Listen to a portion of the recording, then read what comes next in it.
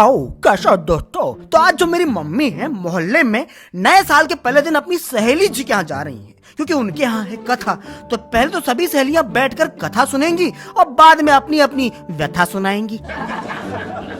तो चलिए शुरू करते हैं नए साल का ये पहला व्लॉग और देखते हैं आगे क्या होता है। देखिए तो सुबह होते ही फोन आने मैसेज आने शुरू हो गए। फोन भी सोचने लगा कि अबे हुआ क्या आज, सुबह से भूकंप के झटके लगे जा रहे हैं। तो सबसे पहले फोन आया नेहा की मम्मी का, यानी कि हमारी सासू माँ का। उन्होंने मुझे नया साल विश किया। Happy new year. तो सासू माँ से हैप्पी न्यू ईयर सुनने के बाद इसने अपने साले के बारे में पूछा जो एक दिन पहले यहाँ से अपने गांव के लिए गया है। तो मैंने सासू माँ से पूछा कि हाँ मम्मी, मेरा साला सही गलत पहुंच गया है, मतलब सही सलामत। तो सासू माँ से हैप्पी न्यू ईयर सुनने के बाद इसने ससुर जी से हैप्पी न्यू ईयर भी सुना। हाँ, फिर आगे की बात करने की जिम्मेदारी मैंने अपनी घरवाली को दे दी और फिर कमरे से बाहर निकला ये देखने के लिए कि मेरे बाकी के घर वाले क्या कर रहे हैं। कुछ नहीं है, मतलब हमारे घर में स्पेशल। हाँ, शादी के बाद घर में कुछ स्पेशल नहीं होता है, सब पड़ोस में होता है। अरे मेरा मतलब वो नहीं था। मैं तो ये कहना चाह रहा था कि आज हमारे घर में कुछ स्पेशल नहीं बन रहा था। हाँ, खीर बन रही थी, लेकिन हमारे घर में तो खीर हर तीसरे दिन बनती है।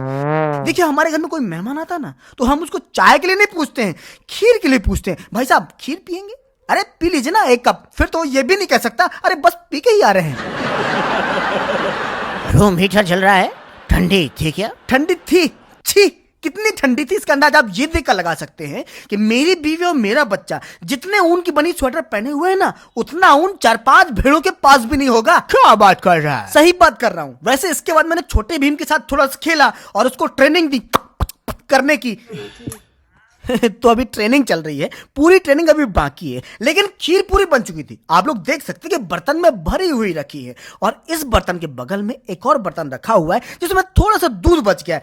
भगवान की दया से ये दूध खीर बनते बनते बच गया। हो सकता है कि पिछले जन्मों में इसने कुछ पुण्य कर्म कर दिए हो, तभी इसकी खीर नहीं बनी और इसको चाय के लिए बचा लिया गया हो। और मैं कल नहाया नहीं हूँ, यानी कि साल के आखिरी दिन नहीं नहाया क्योंकि मैं चाहता था किस साल के पहले दिन नहा के नया हो, है ना? यही चाहता था ना? हाँ, यही चाहता था मैं कि नए साल की शुरुआत में नए तरीके से करूं, इसलिए मैंने फटाफट नहा लिया। तो देखिए ऐसा है कि मैंने नहा धो के अपना काम कर लिया जो सबसे इम्पोर्टेंट है। हाँ, इम्पोर्टेंट है, इसलिए मैं इसको बहुत संभल के कभी कभी करता हूँ। तो मैं तो दरवाजे में बैठा हुआ था और मेरे दादाजी जो यहाँ पर आए हुए हैं कुर्सी में बैठे हुए आराम से धूप ले रहे थे। ए मामू, खीर तो तेरे घर में पहले बन चुकी थी रे, अब क्या बन रहा है? देख लो भैया, पूरी बन रही है जो कढ़ाई के अंदर पड़ी पड़ी फूली जा रही थी, लेकिन जब वो ज्यादा फूल गई तो मम्मी ने उसको निकाल दिया। और पूरी के साथ साथ विभिन्न प्रकार की सब्जियां भी बनी हुई थी, 1 2 3। ये जो 3 प्रकार की सब्जी है ना, वो कल बनी थी। और ये है कैलेंडर 2023 का जो मैं कुछ दिन पहले ही लेके आ गया था, मतलब 2022 से बोला भाई गिफ्ट दे दे 2023 का। तो ये है 2023 का रामनारायण पंचांग और इस पंचांग में मंथली राशि भी लिखी होती है। तो मेरी राशि है वृषभ। मैंने सोचा देखो इसमें लिखा क्या है, तो उसमें लिखा था घरेलू तनाव। भाई साहब, शादीशुदा आदमी की जिंदगी में घरेलू तनाव किससे होता है? पत्नी से ना। तो मैंने सोचा क्यों ना पत्नी की राशि देख लूं। तो जब मैंने नेहा की राशि देखी जो कि वृश्चिक है, तो उसमें लिखा था खर्च अधिक। अब मुझे ये बताइए कि अगर पत्नी खर्च अधिक करेगी तो परेशानी किसको होगी? मतलब दोनों तरफ से मैं मारा जाऊं। खैर, अब इसकी मम्मी जा रही थी मोहल्ले में जिनकी सहेली के यहाँ पर कथा थी। तो पहले मम्मी और मम्मी की सहेलियां मिलके सुनेंगी कथा और उसके बाद सुनाएंगी अपनी अपनी व्यथा, क्योंकि जहां पर मिल बैठती है 4 महिलाएं, वहां पर उनके पास अखबारों से भी ज्यादा खबरें होती हैं भाई साहब।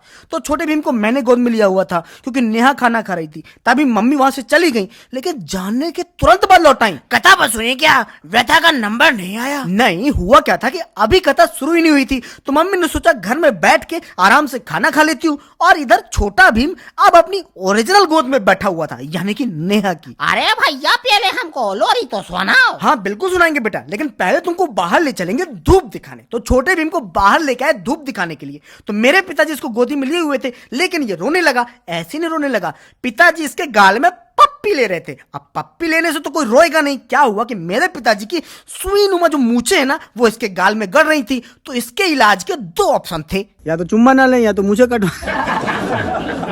है ना बेटा, नए साल में मुझे कटवाने से शुरुआत करते हैं। हाँ, तो छोटे भीम को अपने पिताजी की गोद में छोड़कर मैं आ गया अंदर किचन में, क्योंकि नेहा बुला रही थी। तो फिर क्या बोला नेहा जी ने? नेहा जी ने कहा कि छोटे भीम और मम्मी के साथ फोटो खिंचाते हैं। तो छोटा भीम तो अभी पिताजी के साथ था, तभी मुझे 100 रुपए मिले और साथ में एक काम मिला कि जाओ दुकान से जो पास में थी सरसों का तेल लेकर आओ। चल तो फिर अब हमको दुकान दिखा दे। अच्छा ये है? ना वो दुकान नहीं है, दुकान तो मेरे सामने है। वो तो हाथी है जो इतना सारा सामान लेकर दुकान दुकान में पहुंचाता है। अब इसको गाड़ी तो बोल ही सकते क्योंकि इतना सारा सामान तो हाथी ही ढो सकता है। तो सरसों का तेल लेके तो मैं तो आ गया हूँ, लेकिन मम्मी से पूछ लेता हूँ अगर उनको दूध का तेल लेना हो तो। दुकानदार जा रहे हैं इधर। तो उसकी मम्मी ने इसको 100 रुपए नहीं 300 रुपए दिए थे। हाँ तो उसमें से 100 रुपए लौटे थे, तो मम्मी ने कहा ठीक है ये तुम्हारे हैं लेकिन रखूंगी मैं। तो मम्मी ने वो 100 रुपए रख लिए। खैर थोड़ी देर बाद हमने, नेहा ने, मम्मी ने छोटे भीम के साथ फोटो खिंचाई। कभी नेहा ने छोटे भीम को गोदी में लिया, कभी मम्मी ने, तो कभी मैंने छोटे भीम को गोदी में लिया। तो छोटा भीम न रहा, गमला बन गया था। किधर वेटर किधर जा रही है?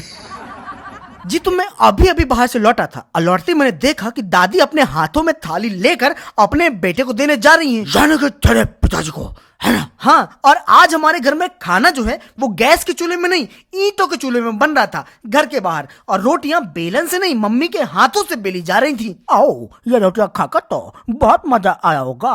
तुन्ना अरे मैं नहीं खा सकता था ये रोटियां, क्योंकि ऐसी ड्यूटी मुझे ऐसी हुई है कि शायद खाना नहीं खा पाऊंगा मैं। लेकिन मुझे एसिडिटी कितनी भी हो जाए पर छोटे भीम को हंसाने से नहीं रोक सकती।